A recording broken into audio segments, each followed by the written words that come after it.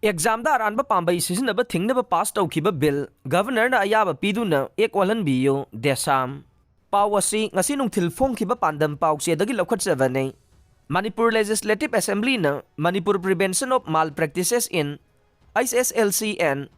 HSE Bill 2024 pass tawrakpada Democratic Student Alliance of Manipur desam na nungayba phongdokpaga loinana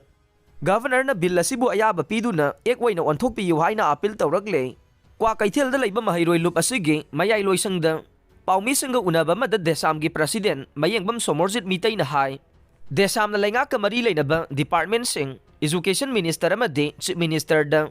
lamdam asige panel law sem na bataksin dunan lakhiwane wapam asibu lainga na lum na lawduna Manipur Prevention of Malpractices in HSLCN HSE Bill 2024 pass tawrakpagi damag desam gi maikidagi house ki member khudingmak amade Education Minister Buthagat pa phongdokle loina na laingang na lamdam asida lairiba college sing fagadna bani haiduna college fagalan si mission gi thawrang lokhalakpa si busu mahiroi lup asina taramna OA National Education Policy 2020 ase state asida chanaba hawduna policy asigi matungin na hana tamlamdaba course kaya hapsilakpa si afaba khongthang ne adubu course sing asigi matiksaba oja sing leitawagi awaba kaya mayokna re Laingang namadi Education Department na college oja sing rationalization tawbiyo.